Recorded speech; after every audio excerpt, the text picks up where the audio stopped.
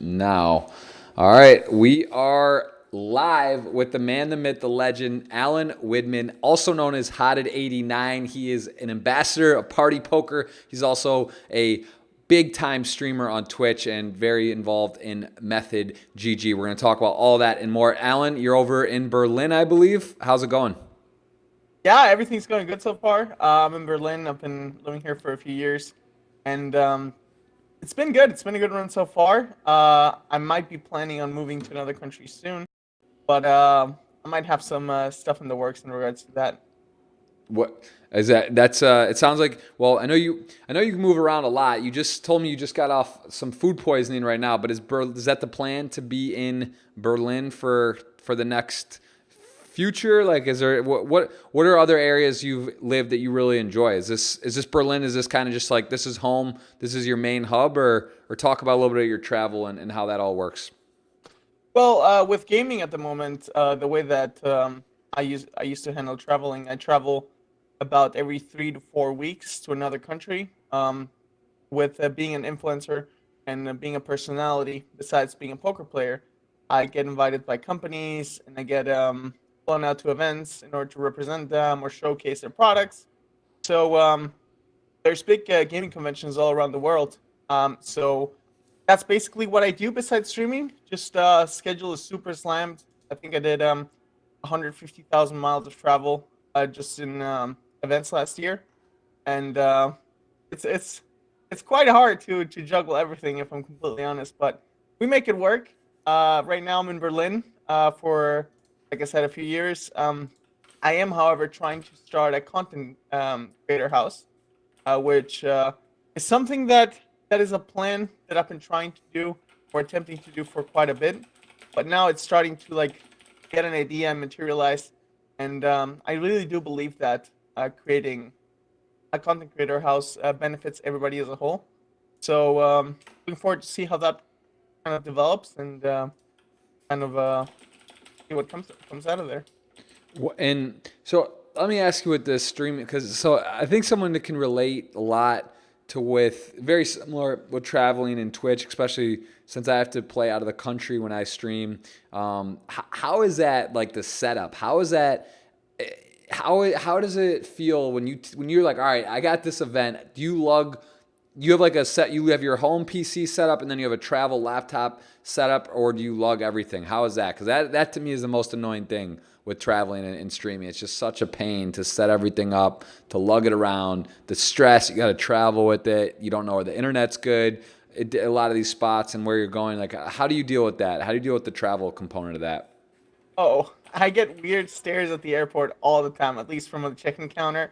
Whenever they grab my luggage, or like I try to like be a little bit hesitant with the hand luggage because I literally just cram everything in there, like laptop, keyboard, mouse, everything's in there. I think I carry like 40 to 50 pounds of luggage on my backpack, and then I just pray to the gods that that That they it don't check works. my luggage. Have you But I had mean, any? Have sometimes you had any sort of horror stories, or just like any kind of equipment lost, damaged, or something that's been you've had to make shift when you get home? Like, have you had any bits of that where it's been pretty disturbing? Like, have you had any travel nightmares or any type of adversity on the road? yeah, there was one time where the check-in counter didn't let me bring my laptop on my carry-on because I had too many things. So I had to open my luggage and just I kind of fit as much clothes as I could in between the laptop and monitor part, but it still broke, and that really sucks to kind of repair a monitor from a laptop because it's quite expensive and sometimes it's not even worth it to do that. So. For sure. What talk to me a bit about your experience um, with streaming. So you got tell me, how did you get into it? You were playing video games for, I mean, you're one of the more successful. I mean, I take a look here and show people on your Twitch, on your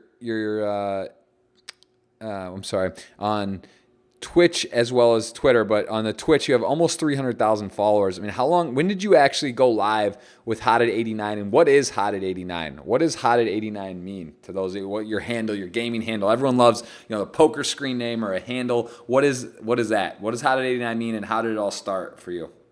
Well, so it all started with me helping out a charity event. There was a big gaming collaboration with one of the bigger YouTubers at the time called Athene, and he kind of was looking for people that were really, really, really good at the game to help them kind of raise money for charity by playing for the cause. So I eventually saw that they were missing one person and they couldn't find anybody, and I was in the same kind of like server as them. Like there's different servers in the game. So I messaged him, "Hey, if you guys want help, I can help out. I'm one of the best players right now um, in the world, and I'm This is always at for help." Warcraft. Yeah, Warcraft, exactly.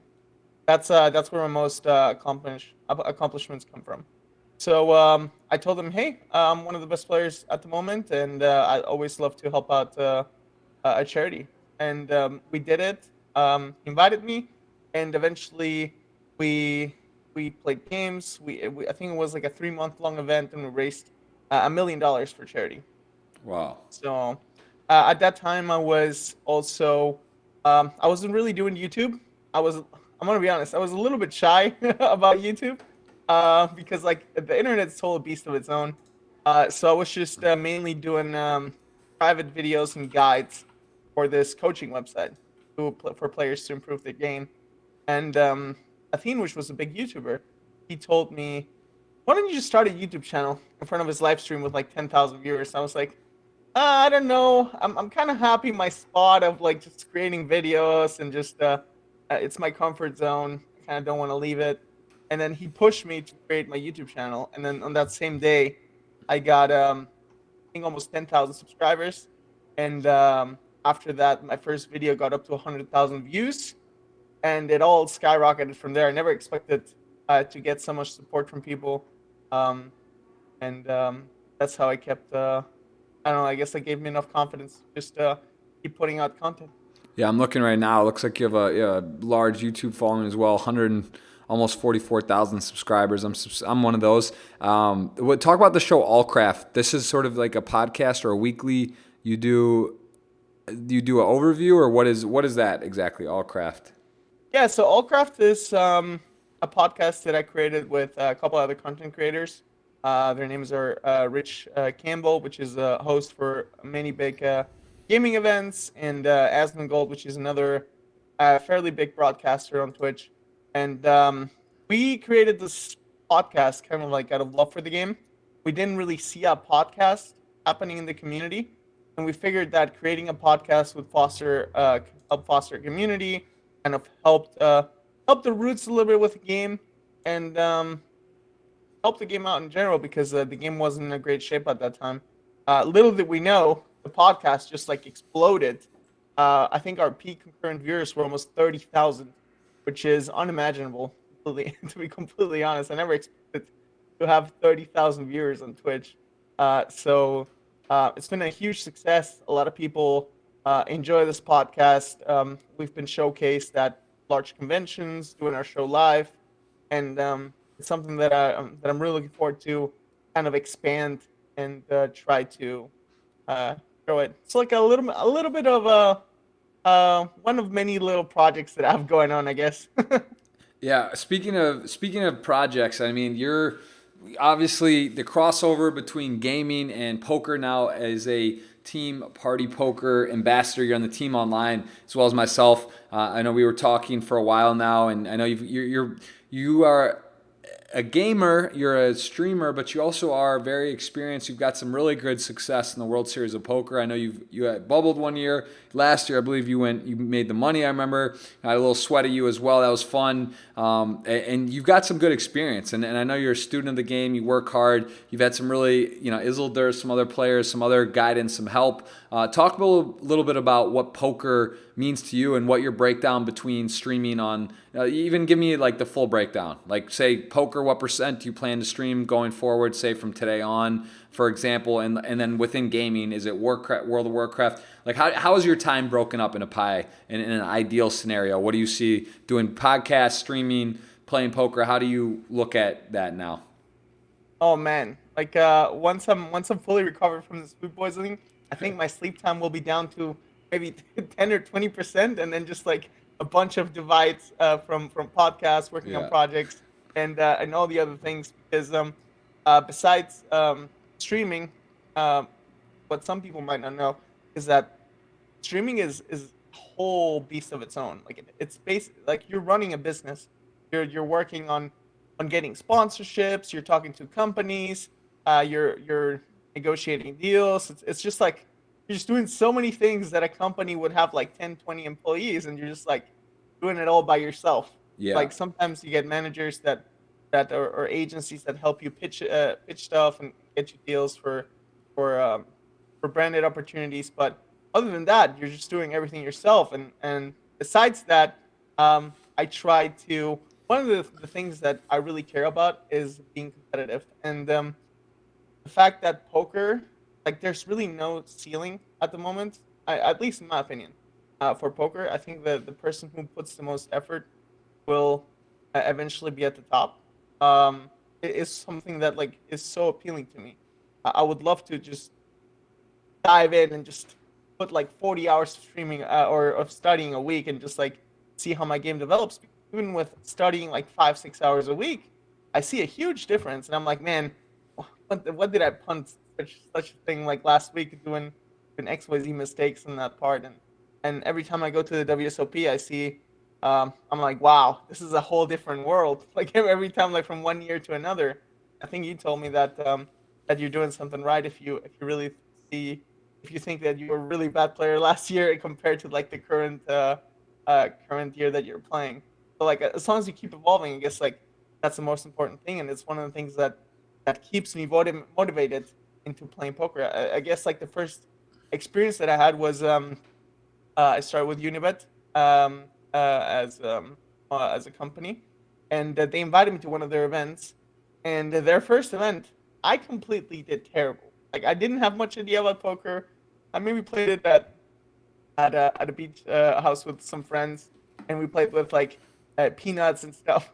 And then eventually, um, I don't know, like 10 years later, I just started. I was invited to this event and just I busted in the sit and go out first, and I was like, wow, I did so bad. I kind of have to improve. What is this? So eventually, like I learned, I studied, I watched several streams.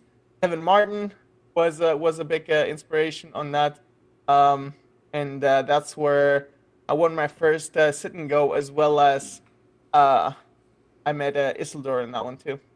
And poker for you, is there how, I mean, for those that are watching from your more so gaming background, how would you say to them, like, how do you describe poker? Like, what is the attractive forces that bring you to poker that you may want to play less, or just split your time between streaming Warcraft or other games? Like, what do you love most about poker, and why do you think it's appealing to people that are more have a gaming background? Because I was a gamer myself. Like I played FIFA. I like playing those first-person shooter games. I was playing Final Fantasy as well back in the day. Some of that type of games. And then poker gravitated towards, and I love it. But for you, what do you think is something that is appealing? Not now, or what would you say that people maybe are haven't seen it and they're coming to check it out? Why do you love it so much, and why do you think they might like it too?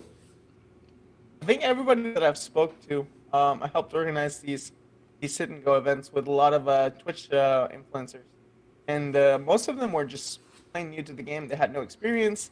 They might have played once with family or so, and they all just loved the game. Like after each event, they were like, "Oh my god, this was such an amazing experience. Thank you so much for letting me be a part of it." And I think it's just the fact that you can. There's so many components. You can outskill players. You can see the lifestyles. You can just put so many things together and get this whole amount of information that you wouldn't be able to in another game. But I guess with gaming related, there is a lot of information that comes at you that you have to react in milliseconds. I guess in poker it's something like that. You don't have to like play within like the 10 second unless you're playing a shot clock tournament. You don't have to play within like 10 or 15 seconds. But it makes you kind of aware of everything what's going on. And and that's one of the things that I've noticed. Like just kind of like just analyze everything, take a step back, because a lot of people I've seen mistakes and I think I did that at the beginning. Is I just do rash decisions, like instead of just like just either calling real fast or just or doing mistakes like that. And eventually, after taking a step back, just calming myself down and just realizing like, hey, you don't have to do that. Just take a deep breath, just analyze the situation, and then just see what happens there. I think that's one of the things that allows gamers to be quite good at the game. For sure. It's a very intricate game. I mean, it's similar. I would imagine someone who comes in is not just going to have immediate success. If I started playing World of Warcraft tomorrow, it takes time. It's fun to kind of learn and dive into something that there's so many intricacies, so much things that you can do to improve. So it's got to be pretty fun for you to have such success early because, you haven't, it's not like you've been playing a ton. You've cashed the World Series main event already. How many tries? 3? 2? Two. 2 only, yeah. So you were close on the first one, cashed the second one. That's pretty. I mean, that's. There's no feeling like that. That'll get you hooked going deep in the main event. There's hard to really find more excitement than that. I want to give a couple shots out in the chat. Sheffield 16, Vadron, of course, in the building. Santiago Hernandez, Miguel Chacon says I'm here. Ed Kilworth, good to see you, man. Much love. And Miguel Chacon saying just followed Alan right now. Yeah, so if you guys have questions, we'll try to take a look at those. We have a lot of Twitter questions, which we're going to get to at some point. We are giving away 3 $22 KO Series tickets from Party Poker. Big shout out to Party Poker, Alan, as well as we're looking here. One of the newest members to Team Online, Party Poker. I myself as well. We signed relatively in the same time frame. Tell me a little bit about your KO plans. What type of streaming for poker do you have coming up? Obviously, 12th to 26th of May, 30 million plus guarantees, pretty amazing. A lot of action, a lot of fun format, the knockout series. So that's going to be a very intense stuff starting here very quickly.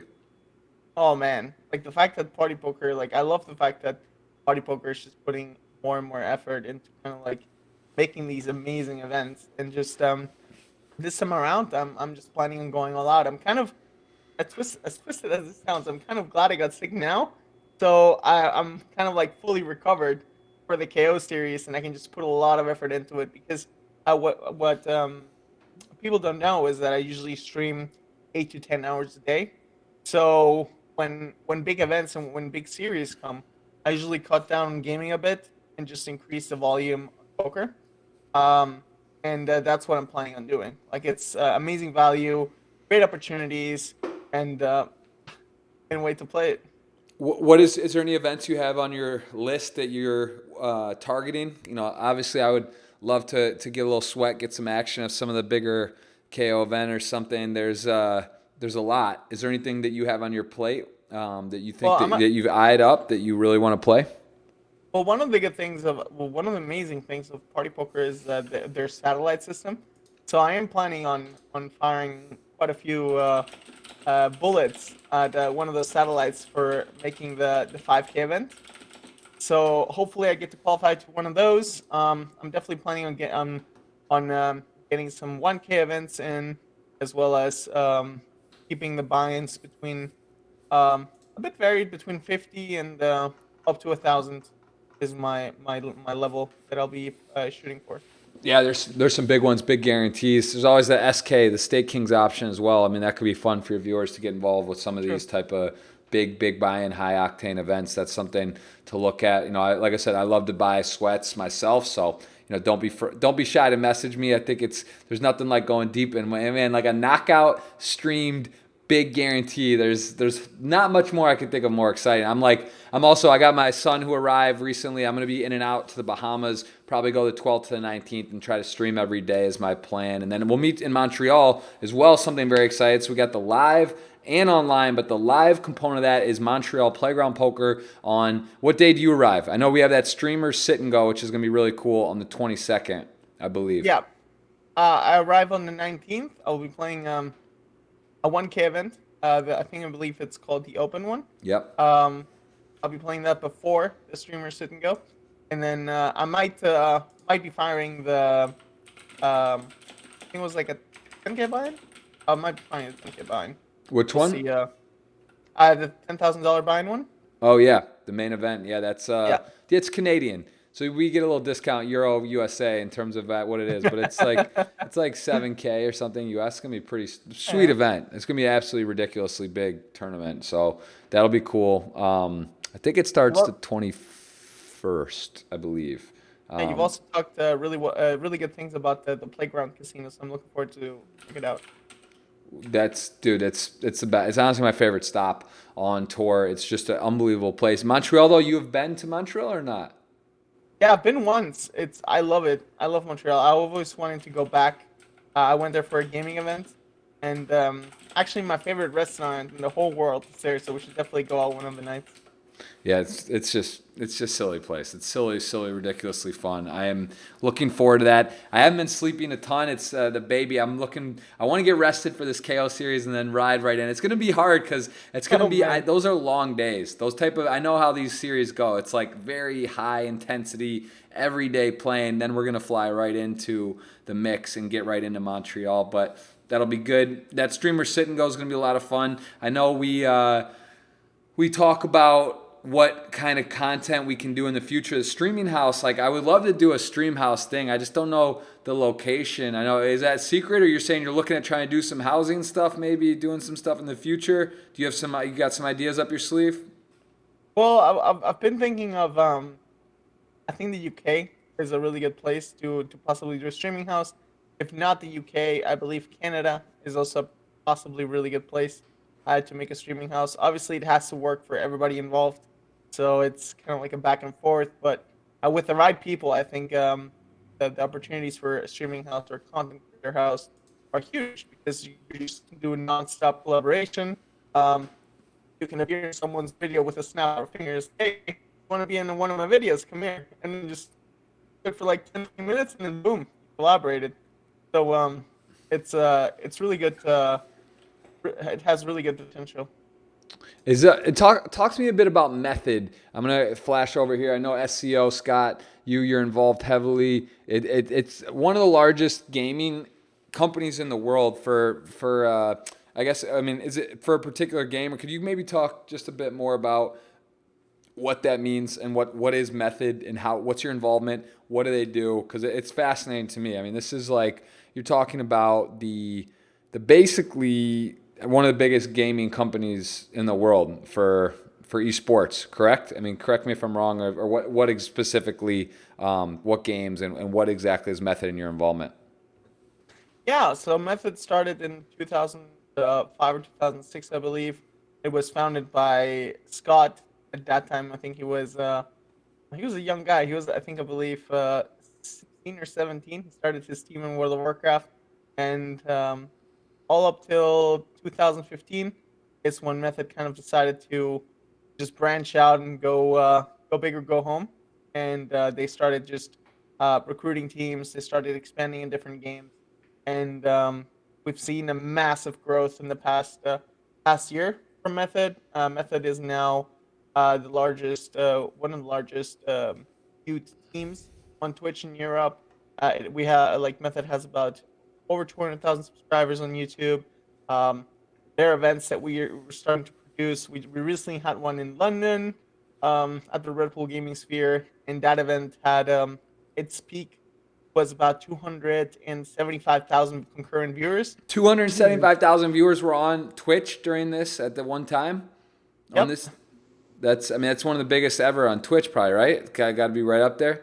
Yeah, definitely in the top 10. Yeah, and it's crazy considering that we hosted it as an organization and and we didn't have $1 million budget, but we still made it amazing. Obviously, Red Bull did help us out quite a bit, um, but it's great to see those plans come to fruition and do amazing because it just motivates us to keep doing better and to keep growing the company. And what's your role specifically with them? What? So I do business development. I try to find opportunities for Method to go in and just kind of a lot of behind the scenes stuff with Method. Nice. That's yeah. It's a strong organization. I know. I met Scott through you as well. Seems like a really nice guy, really motivated, hungry. focus. So that's pretty exciting. How has it been for, what are your compadres, your friends, your family? What do they think about you with poker? Like when you said I'm signing with Party Poker, I mean, is that something that the gaming, do people sort of, I would think it's less of a shock in general, like poker to people in the gaming space, right? Because it's a game, there's like a component of money, but how do the two correlate? Like how is it two, are people like, oh, it's gambling, it's scary, or like, that's cool, that's fun, I want to learn? Or what's been some of the feedback with you saying to your friends and family that you're going to be working with Party Poker and that you play some poker? Well, one of the things that I was really happy was my parents' reaction. They've been super supportive ever since they saw. I mean, I before gaming, or like before taking gaming serious, I used to study electronic engineering, and I kind of took a break on my last year of school. I don't recommend it to pursue gaming full time because I saw an opportunity that I just couldn't pass up, uh, and um, and it all skyrocketed from there. My parents weren't so happy, but after they saw that everything was growing and I could kind of like support myself, they've been amazing. Like they just, I guess they want the best for you. Like you want your best for your kids as a parent. So I do understand. Yeah. And whenever they saw that I was sponsored by Party, like so my parents stalk Twitter all the time, so they're on Twitter and just like they have notifications on, and when they see me tweet something, they're just like they're the first people to message me on Facebook or something. They're like, "Oh, what happened? Are you okay?" Or like, "Oh, congrats on this and that. Looks beautiful." I'm like, "Thanks, thanks, Dad. Like I didn't know you actually watched the post." That's awesome. Yeah, it is cool. I think that's one of the fun things about streaming and gaming. You know, it's hard. People keep up with family and friends. Like if people get kids, people get older, they move. You know, different things. But it's actually a fun way for parents or to close friends to kind of keep in touch. Like especially with Twitch, where you can actually talk. You know, parents can pop in. Your brother, you have one brother. Is that correct? Yeah, I have one brother. He lives with me right now in Berlin. Oh yeah, that's I was gonna say how are you how close are you, but that's pretty close. You guys live together, so he must love he loves that you're what you're doing and supports you, and you guys have a good relationship. Yeah, yeah. Yeah. I mean, we support each other. He studies at one of the universities here in Berlin, and we're extremely close because we both moved from South America. I was born in Venezuela and grew up in Venezuela for until I was 23, Wow, and Caracas, then right? yeah, Caracas, Caracas. and I eventually had an opportunity with gaming, and I decided to visit the U.S. for a couple months, and then I was like, and then I had basically this decision in my roadmap where it was, okay, you have to make a choice. Do you want to go back to South America and kind of reset and just make videos instead of streaming, or try to go and take a chance with all the money you've saved up from kind of like those coaching videos, and just go to Germany and just see what happens. I had I think I believe like enough to sustain myself for possibly a year, a little bit over a year. So I was like, you know what, let's do it. So I just I had one suitcase, and with that suitcase, I my brother had a really tiny apartment, and he took me in. And then after my streams kept growing, I told my brother, you know what, let's get a bigger place. And then we've kind of been feeding off each other and just help us. Um, we've been helping each other grow, which has been it's amazing to have a family member And so you're close. 26 now. No, I'm 30. I'm sorry, 30. Okay, so 23. So you lived in Venezuela till 20. When did you actually start your stream? When did you go live with Hotted89? Oh man, so I went live with Hotted in 2011, but you have to understand that actually you probably do know that internet in South America is rough. Oh man, I know. Um, I was paying I think $150 for um, five megabyte down and 0.6 up. And whenever I wanted to upload a video, I had to basically wake up at 6 a.m., leave it uploading, go to the university, and then it would be almost done by the time I came back, which was so it Wow. was a grind. That was a grind for about a year plus, but that helped me grow my YouTube channel, helped me grow my socials, and and it got me in a good place. Yeah, I think that's one of those situations where you start thinking about like it sounds so bad, or it's like, man, this is not ideal. But a lot of times there's Yeah. a lot of benefit that comes out of situations that you have to go through adversity, you have to learn, you have to struggle, and you get to appreciate things. But you also, it can be a blessing. I was just talking, I see Andres Frola in the chat. I was on his podcast earlier today, talking about when Black Friday happened. I remember as a USA player when I couldn't play online poker anymore for a while, I was like, oh, this is the worst thing ever. Everything's ruined. But then it like forced me to play more live, to travel more, to get into some other things. And sometimes you can take a negative and turn it into a positive.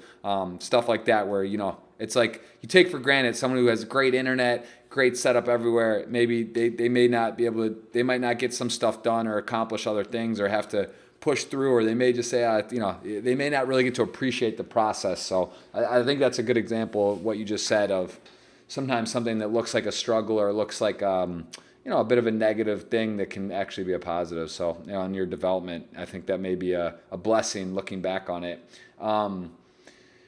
Yeah. So do you go back? When's the last time you were back to Venezuela? Actually, since 2013, basically my parents don't allow me to go back to Venezuela. Ended up moving to Houston about 2.5 years ago. My dad got transferred, and ever since then, basically the country has been in a really bad shape, and basically I just there's even a struggle to find flights to get to Venezuela, so it's just a really sad place at the moment. Really? When you say like the struggle at flights? What, just because it's just there's not a lot of them, or it's just like Um, so the airlines are like the government is in a huge debt with airlines because there's not enough. It's like they're like in huge debt and they can't kind of like uh, pay like. Let me put it this way. So the government is in huge debt because there's not enough dollars to supply the demand, and the whole currency exchange system in Venezuela is broken, and a lot of things are going on in Venezuela that basically made airlines kind of push back and say, all right, instead of doing 5 flights a week, we'll just do one. And then some airlines even said, you know what, Venezuela is just not worth it at the moment. We're out of here, which is wow. really sad to see. So I mean, in order to find flights there, I sometimes fly out my cousin and other family members to visit, or I try to help them as much as I can. But it's really hard. Jeez, yeah, but no, I have heard there's been a lot of it's difficult times, the currency and the inflation and other things there. So that's yeah, hopefully that gets kicked back the right direction and things start moving forward there. That's I mean, was the experience there? Were you playing a lot of games growing up? Like, did you have a background in board games, video games, and all that, or was it like what made you like? You said you became the best Warcraft player in the world, or one of them. You were one of the elite players. How many hours were you playing, and when did you start playing that? What age? Oh, so I played games all my life. I remember when I was 3 years old, I went on my dad's PC and I played Prince of Persia. I still remember that because that was my first game, and I don't remember everything, but I do remember snippets of me sitting down and playing Prince of Persia and trying to beat it. And ever since then, I've just been a fan of video games. I have all the Nintendo consoles, and then eventually I did. There was a LAN center because getting computer parts, getting computer parts in Venezuela was also a struggle because nobody would import stuff. So I didn't have a PC, so I went to a LAN center with a bunch of friends all the time to kind of play Counter Strike, and play other games, and then that slowly allowed me to transition into computer games, and then now I just can't go back. Now it's all about computers. Yeah, that's amazing. That's so fun. It's fun looking back on the journey and how it's all progressed. I mean, it really is a crazy time now with Twitch and squad mode. Hopefully, we can do some squad mode during the KO series, maybe the 12th to the 19th. Set or delays. I'm gonna do mine at 5 minutes. That would be a lot of fun. I have you done squad modes yet with any other streamers or poker? Yeah, I've actually done some with Jamie and Matt, and also Dramatic Degen. So I'm really hoping to keep doing them. And just keep helping each other out, build each other up, because that's what a team's about, right? Like, you want to help each other succeed, and that's something that everybody at the team online is really good at doing it. That For we're sure. there I for each haven't done the other. squad modes yet. I'm looking forward to it. I get it. I just don't know. I mean, it looks pretty straightforward. It's ideal to have the same delay, but then you can basically look at different screens at once and click quickly and switch in and out, and you can even talk. It's if you're in squad mode, you're not connected by voice, right? Or are you? And then you hit mute. Are you immediately connected, or is that through like Discord? You would connect via, or is it right within squad mode? You're like automatically connected, mute, but you can mute. No, with squad mode, you'd have to individually connect to Discord, and then after being in squad mode, you go into Discord and just talk with, about whatever you want to talk about. And I think it's really cool because there's sometimes is that time on poker where like maybe nothing too exciting is happening, or just you're just not getting any hands. So if you just chat with people or chat with other friends about how the tournament's going, et cetera, it just helps you stay focused and keeps you in a good mood. For sure. Yeah, we'll definitely do that. That's gonna be a lot of fun. What games do you like to play on? If you're not playing poker, you're not playing World of Warcraft. What other games that you enjoy playing? I know we were talking. You had an in-game poker game within. It looked like GTA or one of the game role play. Like what was that about? I saw the other day. So I was playing a game called Grand Theft Auto. The game has actually been out there for a long time, but I used it's to evolved. play. That took up my junior year of high school, I believe. I'd probably be better at poker and more further along if I did. I played so much GTA. I forget if it was San Andreas or what back then, but that game was, man, the game's crazy. I can't even imagine it now. I don't even want to see it, how realistic and how insane it probably is. But yeah, I'm very familiar with GTA. Definitely a fun game. Yeah, it's a beautiful game. Now they have a private server feature, which like kind of allows communities to be created, and there's an aspect called role playing, which basically you just create a life in the game and um, act accordingly, right? Like you have your weaknesses, your strengths, and just try to make the best of your in-game life. As funny as that sounds, but it definitely adds like a little tone of realism that that makes it quite intense and fun, and a lot of viewers are enjoying it. So uh, as long as they are enjoying it, I enjoy it too. And what about sports teams? Who do you like? Do you support any football teams, like as in soccer, or you live in Berlin right now? I would imagine there's you're a fan of some of those sports there, some of the soccer. Or who's your team? Do you have a team?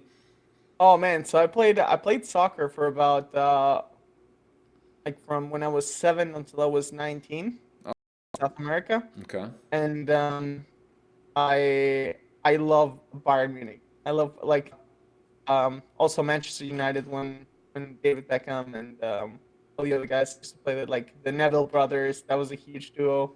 Those were some iconic players that I really love supporting and watching.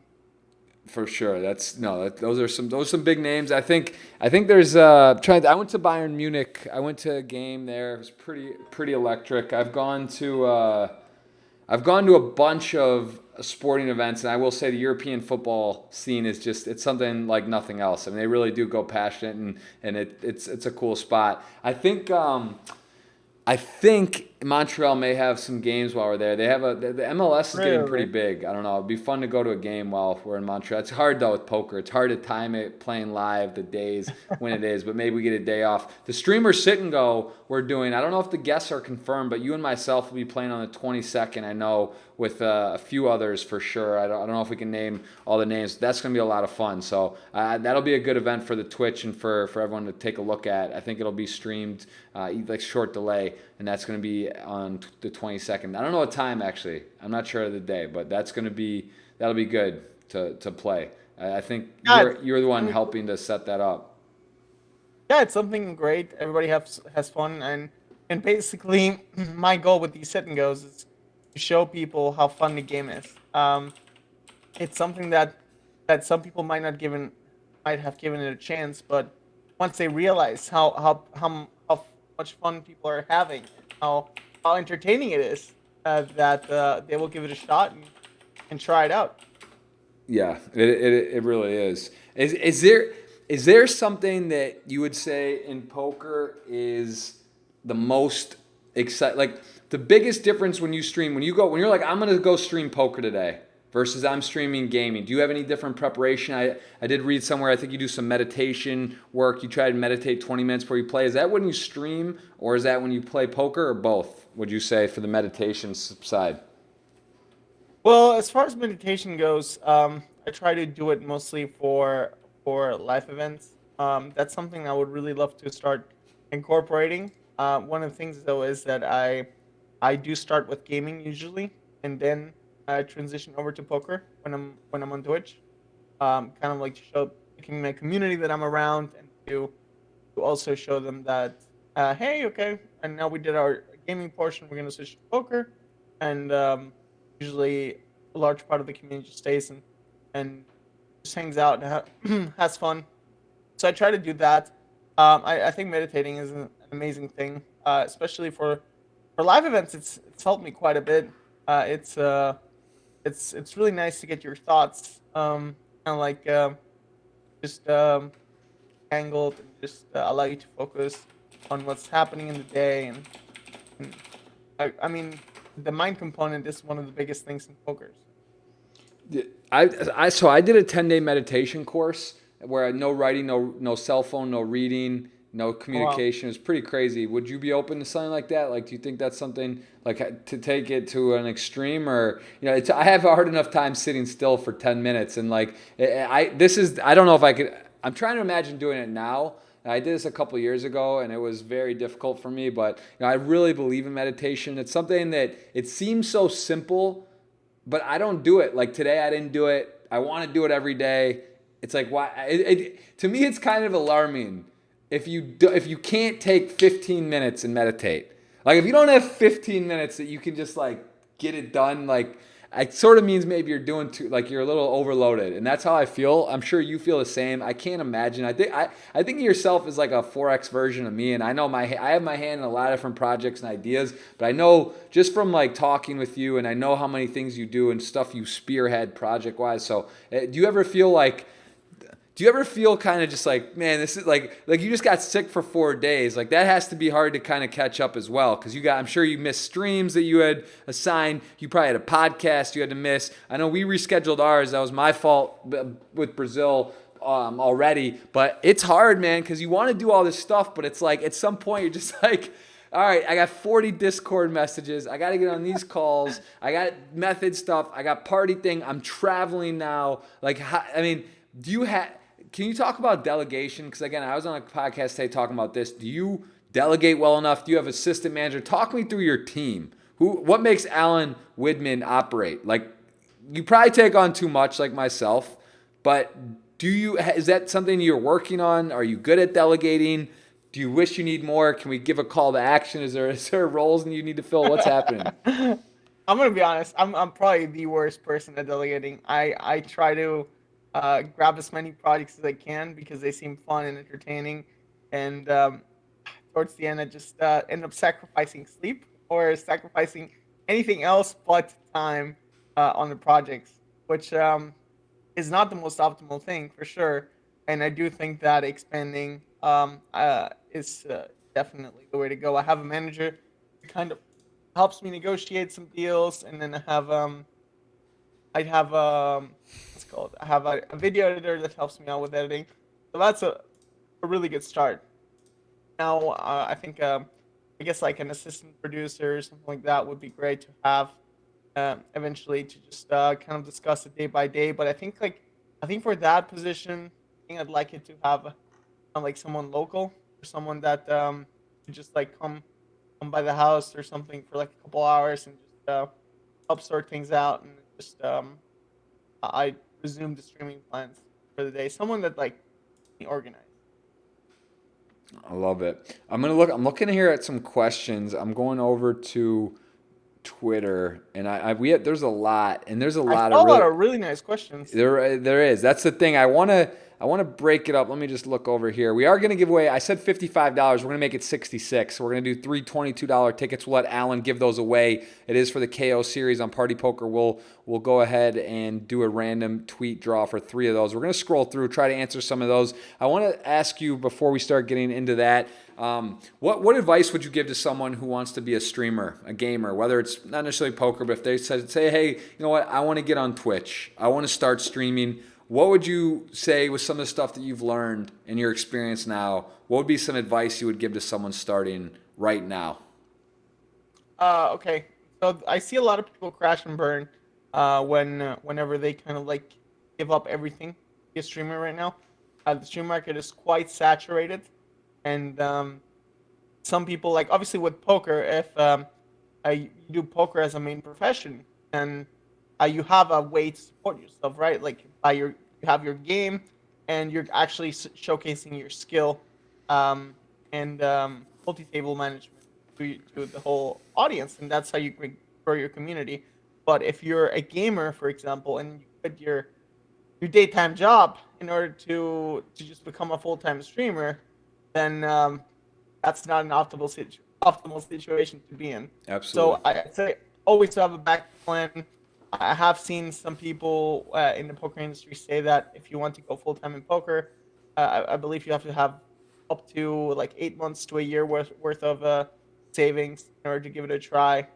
And I think that makes sense. Like you don't want to like just, I mean, you don't want to go broke. I mean, and just in a really bad situation, just by just choosing the wrong games or just planning poorly. So definitely be good at management and kind of know your limits with everything. That's great advice.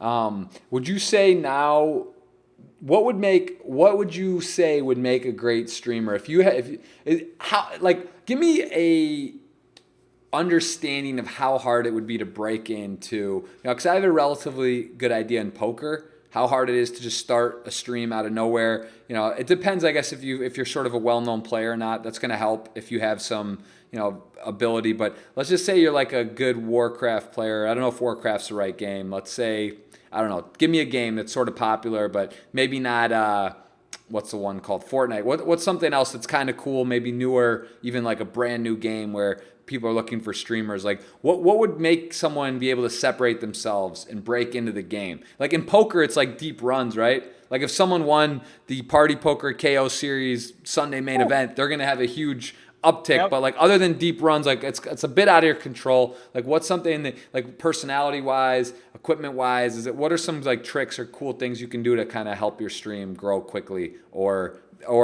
do that's entertaining? Like what are some attributes of a streamer that you would say are very important? Well, one of the things one of the biggest things that I think that are really important right now for to kind of be successful is one, find a game or a category that is not extremely saturated, because you see these games like Fortnite, then the top, let's say like the top 20 streamers have like 1,500 viewers. So in order to get noticed there, good luck. So I mean, the poker category, I was telling people, is the best category right now to break out. It's something that there's a lot of empty slots.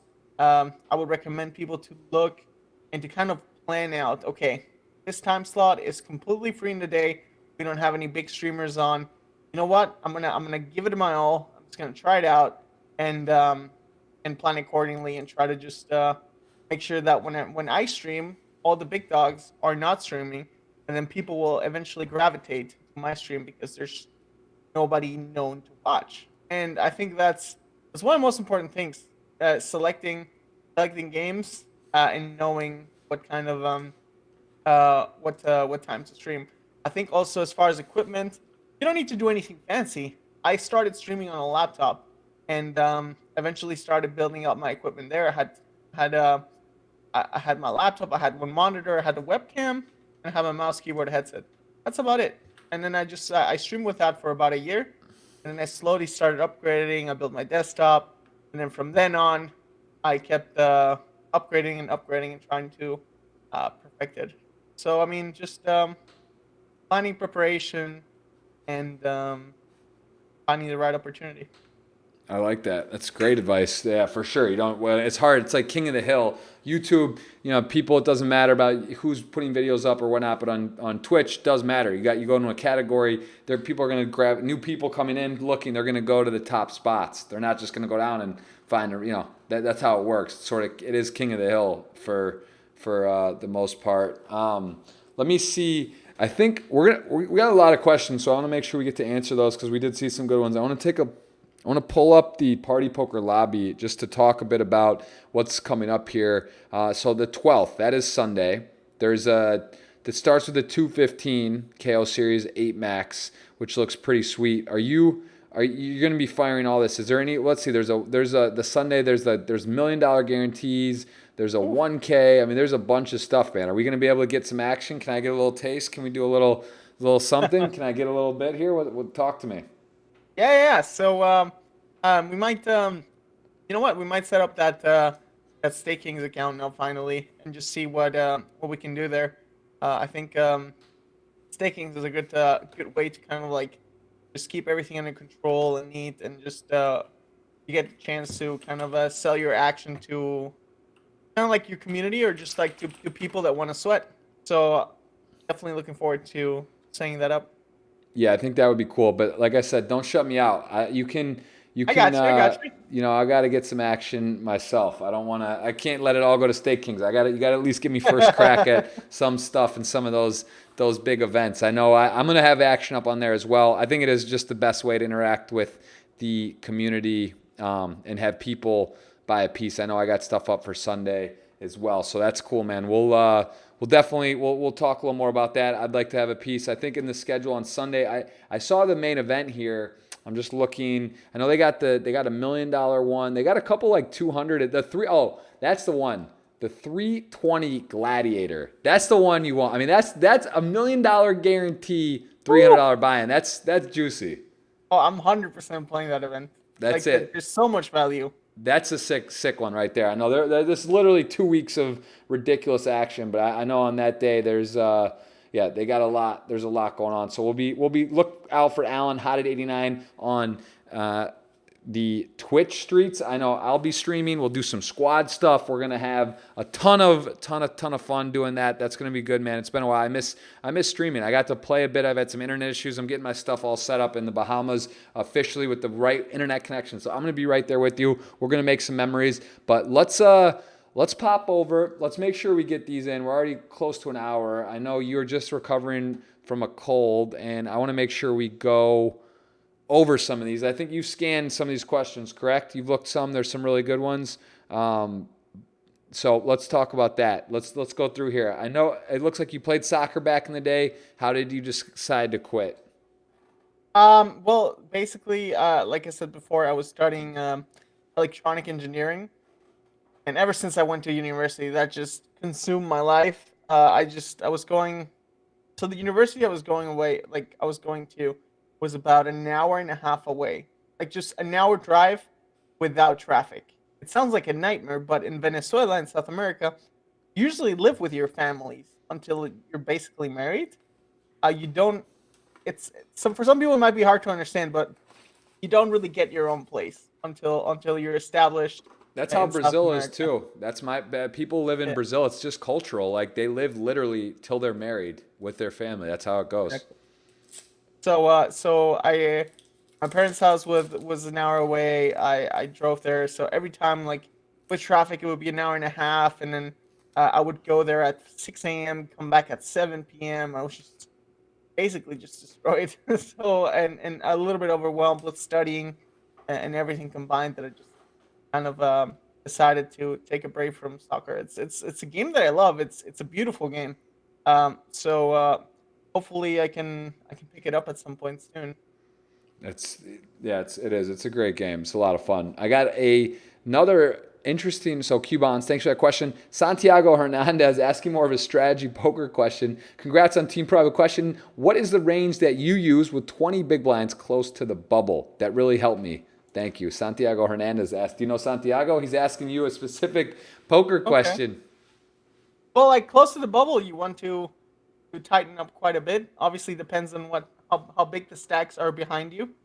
But um, I mean, you also have to, like I said before, poker is a game of many tendencies. So if you see that the opponent is playing tight, you can maybe exploit it and just shove a little bit lighter if you know that they're going to fold, or if they have a short stack that they're trying to make the money. A lot of components that go into it, but I would say if making the money is really important to you, then I would say definitely play a lot tighter and just select the hands that you would like to shove carefully. I love this. Santiago, man, I'm supposed to be the poker pro. You got Alan. You're asking Alan strategy questions. We got one of the top YouTube, Twitch. We got gamer superstar in the house. You're asking him poker questions, man. What's wrong with you guys? Come on, man. What's going on over here? All right. That's a nice answer. We have a question. Is the Rail Coalfire Bistro Playground Poker or Park Sushi better place to eat after you win a tourney? That's a funny tournament or funny question about that. I think, Alan, you haven't been to Playground, right? So I'm going to have to probably No, answer I'm that looking one. forward to it. Yeah, so I got to give Playground a shout out for their food. It's unbelievable service, really, truly. Really? Like you'll see it. They put like there's literally on the chairs. They have a thing that comes up, and the dealers hit like a button. I've never seen it any other place. It's genius. So like when you need food service, it's not like yelling floor or people come by. Like literally, there's a light. So like, and they just come right over. It's fast. I mean, I'm telling you, they've thought of everything. It's crazy, but you can't beat Park Sushi. I'm sorry. The food at Playground No is not better than Park Sushi. We just had Chef Antonio Park, world-renowned Canada's top chef, on the podcast the last episode. So I got to go with his food over Playground Poker. But you know, it is they have good food there as well. So well, Alan, hopefully we'll go to Park Sushi one day. That would be a nice place to go. I love sushi. I would love to go there with you. That would be fun. This is a good question. What are your goals for you this year as a team member of Party Poker, to be a part of the team pro? Do you have any goals with Party Poker for the year? Well, I guess a personal goal for myself is to try to keep improving. Always progress. That's my goal in every aspect of my life. So progressing, studying, trying to become better, and just try to support the team Party Poker as much as I can. I mean, like I said, it's a really good thing to be part of a team that's so supportive as Team Online. So just as long as we keep that rolling, I think we'll be good. Absolutely. Don't you agree that poker is esports for adults and more gamers should transist? I'm not sure. Understand the question. There could be a translation issue there. We got Mario Zervudis. I think I understand. It's Poker esports. I think he meant like you think a lot of gamers would transition to poker eventually. I mean, to be honest, like I love Transition. gaming right. Sorry. Yeah. Okay. I read it wrong. Yep. So I mean, I think as far as poker goes, I think that poker is. I mean, you've seen a lot of players transition from gaming to poker. You've seen Griffin Benger used to be a professional Counter-Strike player. Elkie, he used to be a professional StarCraft player. There's so many personalities. They used to be amazing at gaming and then transitioned. I think that a lot of people have a lot of potential, right? It's just about giving it a chance and see if it suits you or not. Poker can be really grindy, but at the same time, I love grind. I love grinding. I love improving. I love getting better. It's there's nothing quite like it. So It really is special. perfectly. Poker's fun, man. You get deep in these tournaments. There's tough spots. Like, you know, there's a reason some of these guys and girls you see just crushing it and doing really well. I mean, they put a lot of time and work, and they're comfortable and they're ready. And you know, a lot of situations come down to you know, you being able to make a decision that is going to impact your result. You know, there's some luck and whatnot, but it really is a cool game. And when you feel like you put the time and effort into it, and there's spots and situations where you make great decisions, you know, it's really cool. It's a rewarding feeling. It's a fun thing. So yeah, absolutely. That's I agree with what you're saying again. What skills do you find the most transferable from gaming to poker? From Simon Baker, asking a great question. That's a good question. I think multitasking and analyzing several things at the same time is something that has helped me out a lot in poker. For example, in World of Warcraft and gaming, I've I had to react to multiple things happening between an amount of milliseconds. So to be able to have even an extra amount of time in poker is even better. So I get to like kind of like just like take everything out of like with a white lens and just kind of like just analyze spots and just kind of like see what's going on. And I've been getting a lot better at that.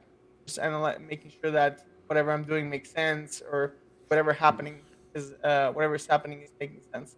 So I guess the ability to analyze multiple things at the same time is something that comes quite handy. I guess being able to grind and study and crave to be a better player also comes from from being a gamer. So that too. Absolutely. All right. So that's that makes a lot of sense, and for sure, I think you have an advantage. You know, having the background and being able to multitask definitely is huge. You know, being able to make decisions, a lot of different decisions, and information processing at one time, no question about that. Lots of players in social media praise specific lifestyles which help them at playing poker. Example: meditating, doing sports, eating healthy food, fasting, which I now heard for the first time by Ben C. Do you think this would improve your game, or is it overvalued? I actually don't know if you remember, but for the World Series of Poker, I used to fast all the time. It's something that I found to be super useful, and I would only eat towards the end of the night after maybe 16 hours of fasting. So I guess that kept me with a clear mind, focus, and I wasn't feeling like sleepy or kind of like overburdened with kind of like just eating food. So I think fasting is great. I also think that um, eating healthy and doing sports is something amazing for any aspect of your life. It's something I'm trying to improve as well. Like you said before, man, we're juggling with so many things. Sometimes you neglect one thing or the other, but um, I am trying to make sure that I improve on that aspect myself. So uh, definitely a high priority for me on that. Absolutely. What is a question from Peter Kasai over here asking? Was it a hard decision to leave the uni family? Um, I mean, they're I think he meant Unibet family. Yeah, yeah, yeah. It's the Unibet family always treated me well. They showed me what what poker was about, and it definitely was hard for sure. But I think looking at 2019, I wanted to kind of find opportunities that would allow me to become a better player and to grow in the field professionally. And I thought that party poker would be a great fit for me. Besides having you, Jamie Staples, Matt Staples, having an amazing team to support each other, to throw ideas off, I think it was just a no-brainer choice. I mean, I love them, and they'll always like be great friends. But I really do think that um, choice that I made was good. That's yeah, no, of course, for sure. Sometimes yeah, it's sometimes not even about what. Yeah, you got to take you got to look and analyze everything and make the best decision. And sometimes it's not necessarily about the place that you were at or where you're leaving, but where you're going and what's available and some of the opportunities and risks you have to take. I mean, I've also left some, you know, moved on from places, and it's not usually the place that you're going from. It's sometimes what you're looking at and what your future holds and what they're able to offer and your goals and how they align. So, yeah, I mean, I can relate to that. It makes a lot of sense. What was your biggest obstacle during the process of becoming a pro? From Miguel, Yankee Mex. Oh, that's an easy question for me. So, when being a streamer, I've been streaming obviously for several years before I started playing poker. Kind of like you're not taught, but kind of like to display all your emotions and just kind of like show the audience what's happening, whether it's something exciting, something crazy. But like you just go like whenever you're gaming, you're just like, oh my god, what did just happen? So in poker, I remember, I still remember it. The first hand, like there was a hand where I had like the stone cold nuts, and there was a guy like just kept betting into me, like every time, and I was like, I literally felt like my heart was gonna get off my chest. I'm like, oh god, like so good, like how's this happening? I guess controlling my emotions possibly the hardest thing to control in uh, between going from gaming to kind of like a more professional setting. Okay. Emotions in general are hard to control, even online. It's true. We got Jamie Nixon asking, when are you moving to the UK to make more steak? That must be a personal thing. Did you cook some good Uh, steaks? yeah, I actually, I know Jimmy Nixon. He's a friend of mine, and he he visited me I think a month ago, and I have a machine called sous vide, and which is basically you cook, vacuum seal the steak or chicken, and then you cook it at a temperature for underwater for about, I don't know, like a set amount of time, pretty long periods usually. And the oh my god, the meat is amazing. I have to cook for you sometime. That's I wish I could cook. I can't cook. I gotta learn. That's one I don't have in my bag. That's good to have. Will you be attending the Millions, as in the Party Poker Millions, in the UK in 2020? I believe it's January. Do you have any plans on that, since that's sort of in your neck of the woods? I mean, I would hope so. I mean, flights to the UK are only 1 hour away, which makes it an amazing destination if you live in Europe. So I also heard that the casino where they host the Millions UK is also really really nice. I'm definitely looking forward to visiting that casino and playing at some events there. Absolutely. We got that is one I got on my. I haven't been there either. The Dust Till Dawn. That's Rob Young's joint, and I have heard great things as well. So I hope to be attending that. What is your favorite food? Roast, full burger, royal flush. All are correct. From Oscar Hugo asking a question. What's your favorite? What's your favorite food? If it's not on that list, you could throw it out there too. What? Well, I think sushi is really, really good. But after saying that I had food poisoning for the past 4 days, I don't know if I want to risk. I want to roll the dice with sushi yet. But I think a well cooked steak is really, really nice. Not well done, well cooked. There you go. All right. And to be honest, I see you for the first time in my life. This is what this player looks like, maybe from Russia. I'm saying, but please tell me, how do you streams affect the quality of your game? Are there many hands that you would have played differently if you wouldn't stream? The same question to Jeff, if possible. I mean, I guess you can answer that question too. I think, in my opinion, is that I definitely can play less tables at the same time while streaming, because kind of like explaining all your actions that are happening. You're trying to interact with your community, and with everything that's happening with streaming, it's incredibly hard to keep up with everything. So I usually downsize in tables when I'm streaming, and just go from there. Sometimes I do more, sometimes I do less, depending on the buy-in. The higher the buy-ins, the less tables I do to focus more. Kind of like a balance right there. But yeah, I mean, you're just adding more things to multitask, which makes the combination a bit more wobbly. But hey, nothing beats hanging out with your community, right? Yeah, exactly. No, I think that's how many tables when you play poker. What's your ideal table amount? Would you say you like to play when you're streaming? When I'm streaming, 6 to 8. Oh, really? So you go for it. That's a lot. That's a lot of Yeah. tables. When I play like 200 plus spines, I probably scale down to 4 or 5. Yeah, yeah. It's a fine line. I can't quite get it right. I want to play everything and stream, but I find it very difficult to focus, play well, and do that. So I'm working on that myself, trying to find the right number. How do you come up with your username? D Nice in the house. We did touch on this earlier. Hotted89. Give it to us for those just joining. Yeah, so Hotted is a term in gaming that happens in World of Warcraft, which is HOT, is a heal over time spell. And then whenever I used to be a healer in World of Warcraft, so whenever I healed someone, and I would throw a heal over time spell on him, I was like, hey, you're Hotted, you're good.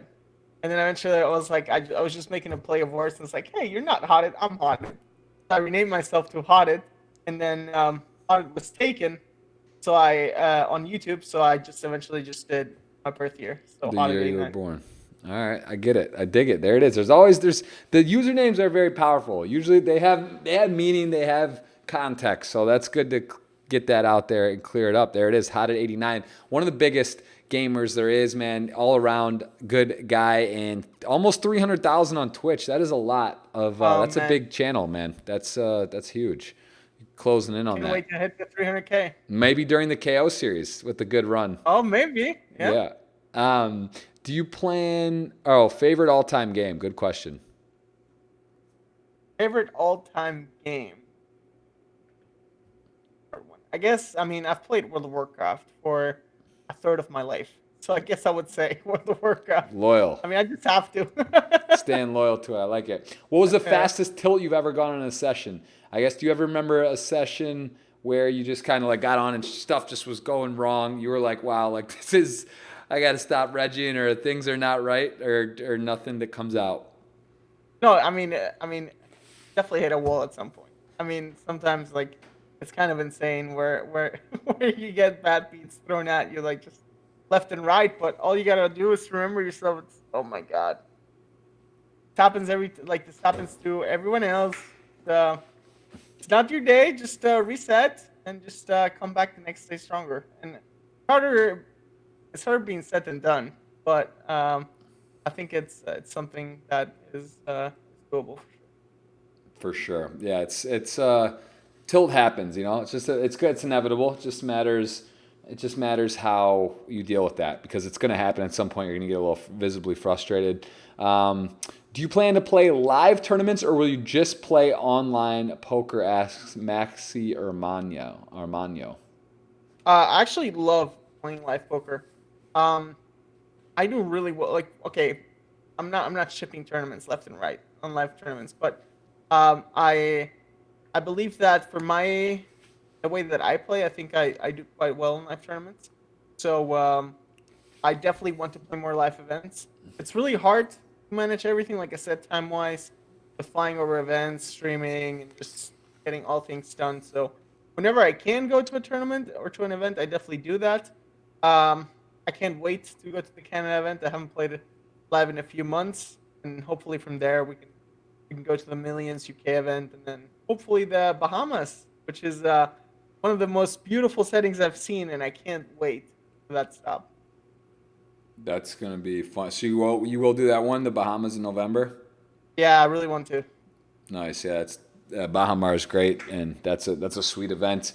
Um, some more great questions here. What has been your best achievement in poker? From My best achievement in poker. I guess my best feeling was cashing the main event. It's something that, I mean, I haven't been playing poker for too long. I've been playing poker since mid 2016. So the fact that I cashed, like I got really close to cashing in the first time I played, and I basically lost to a cooler. And then yeah, and then afterwards, I cashed the main event the year after.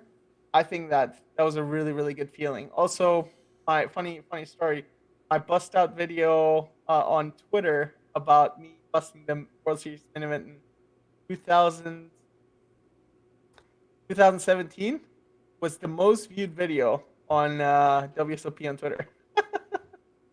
wow, that That's another thing. Like the gaming community supported me so much, which made the whole journey amazing.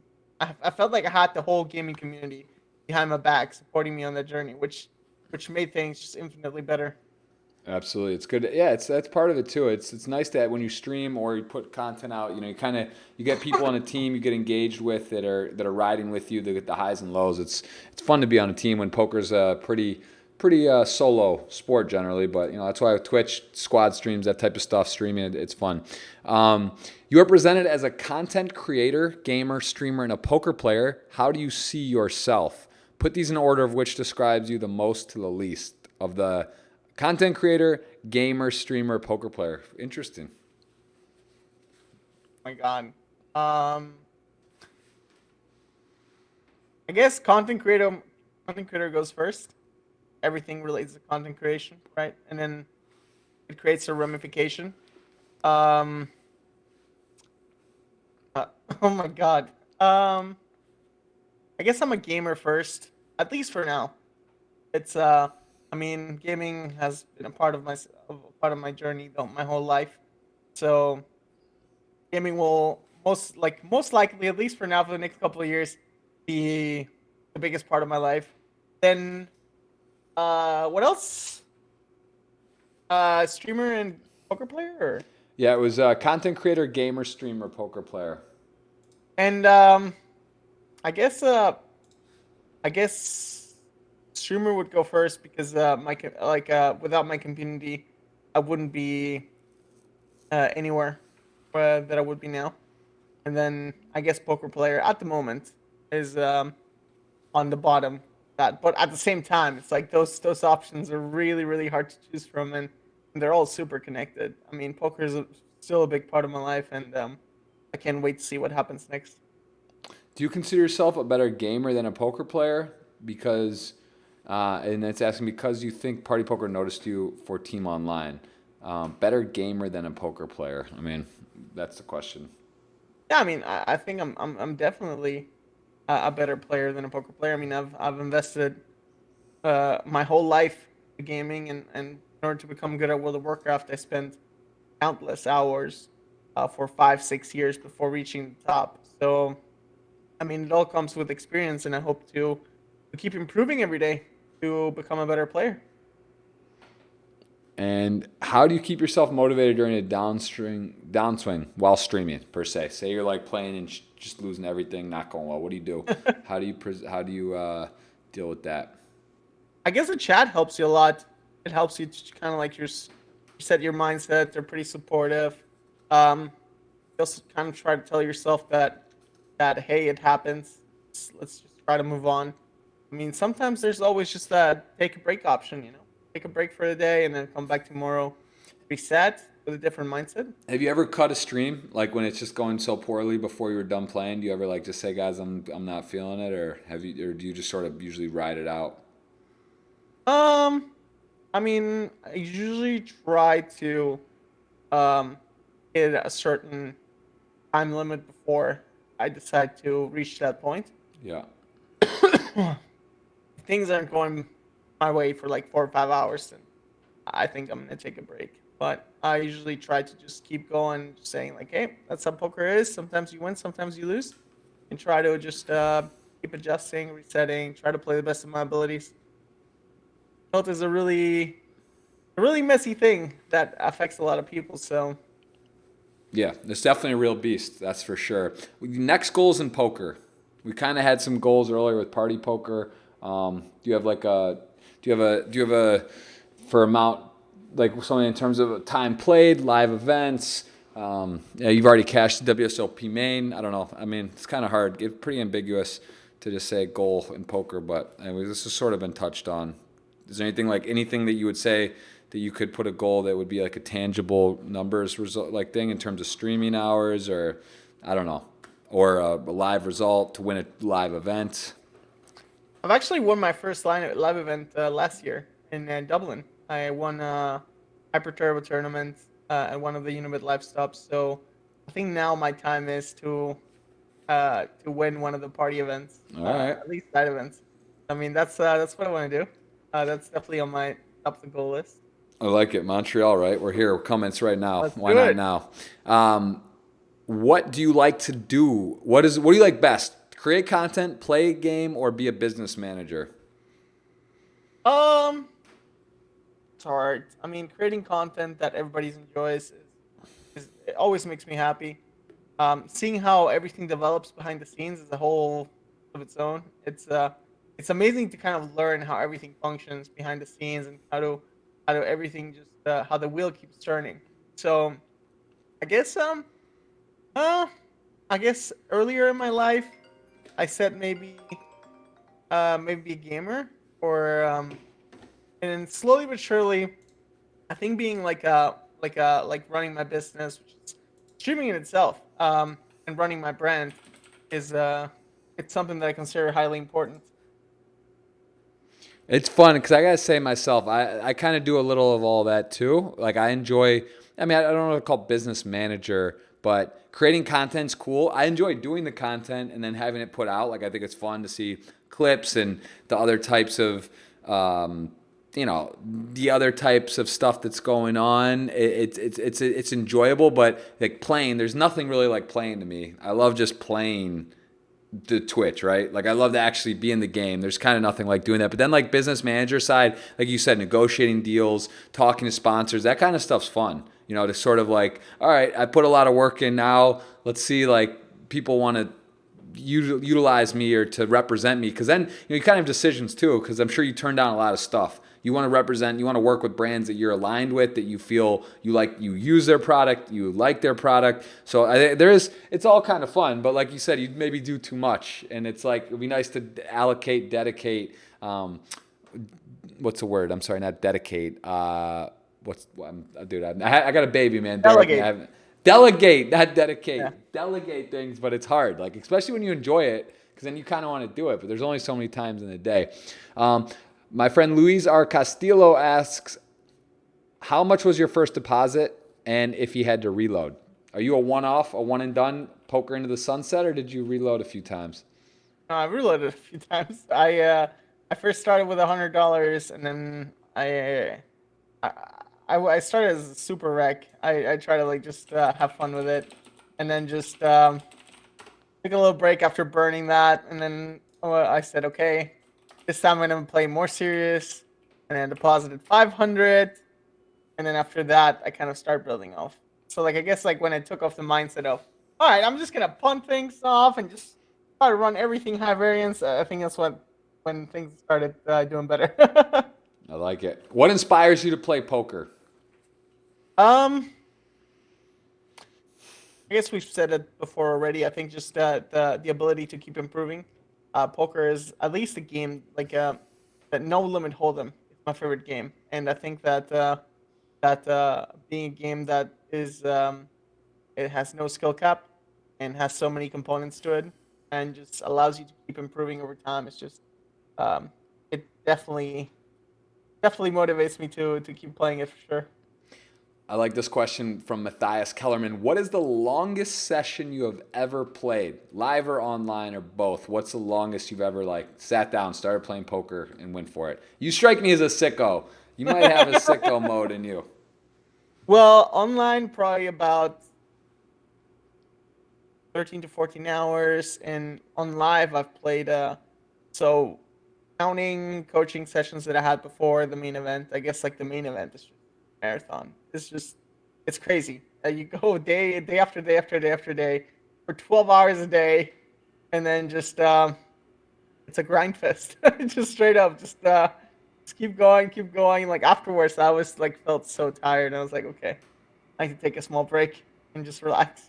Yeah, no, man, I'm feeling a deep run. The man, I haven't had a lot of great runs the last few years. I have one deep run, but the main event, busting the main, so salty. I just like it's just so Yeah. bad. So yeah, man, I hope we both go deep in the main this year. That's cool. What do you like more now, poker or gaming? How would you say, like, do you prefer one or the other, or is it hard to really say that? Probably can't really say. Yeah, it's really hard. I mean, if you say one or the other, I guess gaming. But like I said, poker's creeping up really fast, and my answer could 100% change within the next year or two. Yeah, you win the Montreal Millions main. I think we might have a little Yeah, shift. yeah, That might do it. What kind of structure do you like most in tournament? yeah. I like deep stack. I like being able to slowly build up your stack, just doing correct plays over time, and just um grind it out. I'm a grinder, so I love doing that. Respect. I respect that. What do you do to pull yourself out of a down swing? Have you ever had? Do you notice, like, if you feel like you're kind of going in the wrong direction, do you stop? Do you talk some hands over? Do you get a coach? Like, what are your methods for if you think things need a little adjustment? Yeah, luckily I'm surrounded with a lot of people that are great at the game. Like I've had many people help me throughout the years. Like Victor Blum was one of the people that helped me at the beginning, try to like motivate me to keep playing poker. Then I had other great players such as Daryl Kearney, Diva Byrne, and uh, Freddie Bergman, along with Espen Bjorkstad, that have just been helping me in and out, and just honestly being nothing but supportive, which is an amazing thing to see. I mean, I used to be a complete noob in poker, and the fact that they were so welcoming, and the poker community was so welcoming and helping me improve was just amazing to see. To be Absolutely. What have you hired a poker coach for us to close honest, out? I have bought some courses, but I guess as far as paying for a coach, I haven't yet. I do buy them dinners when I see them at events. Kind of a payment, I guess, kind of a payment. But as far as straight money transaction, I haven't done it. Okay, and There's a what? lot of content. There's a lot of content online to watch. By the way, like if you don't have much budget, you can tune into Twitch streams, which is the thing that I did at the beginning, and it helps you a lot. And you can also um, check out the online content. And there's different avenues for that. What's your favorite variation of poker? Um, I guess deep stack, but KO is pretty fun. I'm not gonna lie. And the biggest tournament you've ever played live was at the WSOP main event, I imagine. Yeah, WSOP main was my biggest buying event. And what do you prefer, cash games or tournaments? Tournaments all the way. The fact that there is a prize for number one, that's one of the things that I enjoy the most. Going after the trophy. Awesome. And Vic, I want to talk about this before we do the giveaway here and let you go because you got to be a multiple podcast guest. So we'll have you on again. I know I'd rather do short and sweets than the marathons. We've got almost 90 minutes here, guys. Alan just recovering a cold, not cold, but food poisoning, kind of under the weather for a few days. So we really appreciate him being here. Talk to me a little bit about your experience with Victor Blom and working with him and what you learned from him. Yeah, I mean, Victor is an amazing guy. He's someone that I got to know in one of the Unibet stops in London. Um, Funny enough, I had no idea who he was when I met him, and we just hung out, just partied, and had a good time. And then afterwards, he kind of said like, "Hey, if you need help, just hit me up." So eventually, like a couple weeks later, I was like, "Hey, are you still up for helping me out?" And he's like, "Oh yeah, sure, I'll help you out." And I was like, "Oh, okay, cool." So Nice. we started like going after some hands that I was playing, and he kind of told me some stuff on how to get over um, your problems in the game, and just kind of like a little bit of mindset stuff too that definitely helped me out as a beginner. And he's a really busy guy, but I really appreciate the time that he put in the beginning, because it kind of like gave me confidence to kind of believe that I could possibly do it. So. That's huge. Yeah, Victor, obviously one of the more storied careers. That amazing win at Millions in Barcelona last year with that call, and some of the playing some of the highest stakes and a lot of people's favorite players. So that's nice to have that connection as well. Really nice guy. I like Victor a lot. Alan, I think we've covered a lot, man. We're going to be doing some squad streams. People can follow you on Instagram, Twitter. I'm just going to scroll through quickly here on the side so you guys can see Twitter, Instagram. He has his Twitch, Hotted89 on Twitch, almost closing on 300,000. Involved in Method GG. Stay Kings, we might see you on here if you guys want to buy a piece. Maybe we'll try to get that sorted out.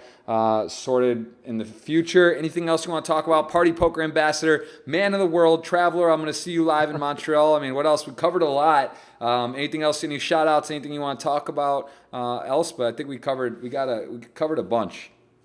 Yeah, I'm just looking forward to see how the first Party Poker Live event is. I always heard amazing things about the Party Poker Live stops, and I'm looking forward to playing the KO series that's coming up for Party Poker. It's going to be a lot of fun.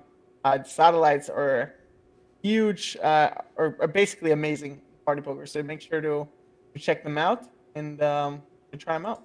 All right, I'm going to copy the link. We're going to go over to the tweet draw and give people a few more seconds to retweet and ask a question. But we got it. We already got everything sorted out here. So we're going to go ahead and give away three $22 tickets to the KO. We're going to paste this in here. And then, Alan, I'm going to let you tell me when. So we're going to do three of these. You're going to draw on your finger.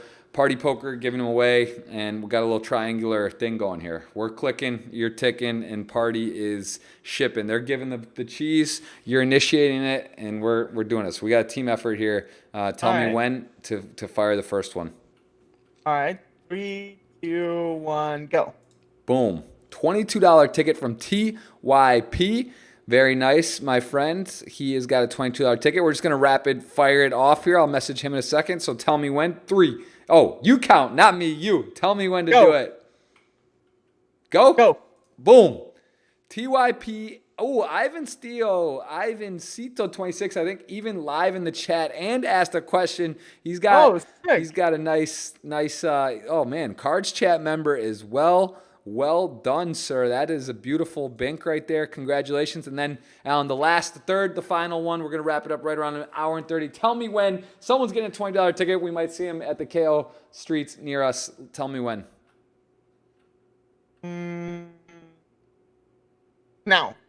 Boom. He delayed it. He RNG'd it. Matik Patek is going to win it as well. Going to get the bink. He's got the Ben CB, I think, is his background here. Looks like a serious grinder. He's got the party poker love. He's retweeting stuff. He's a man of the streets, and he has got a $22 ticket coming his way. So congrats to everybody. Everyone, if you want a piece, Steak Kings, I will have action up. Alan should have action up. We got my phone blowing up. Wifey's calling twice. That's that. I got to pick up pregnant. Well, not pregnant, but baby wifey. Alan Widmann.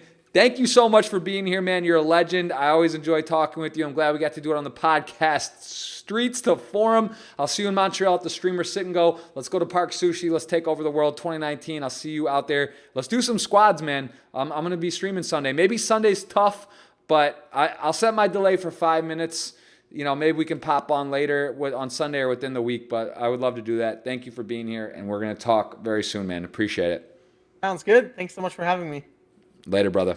Alan Widmann, everyone, out of Berlin, legend, member of the Party Poker team online, and all around great guy. Seriously, give him a follow on the socials. He is a very entertaining, very genuine, and very nice guy, and you guys will enjoy his content. So thank you for being here. Thanks for you guys watching. We'll see you soon. And again, this is going out on Spotify, iTunes, all the major podcast platforms. We're getting everything digitally remastered with timestamps. That's coming to you for the future. Those will be rolling out as we speak. This was our number 17, 18 podcasts. So we're getting them going, maybe 19. I'm not sure. We're firing, we're flowing, we're showing, we're going. We'll see you soon. See you.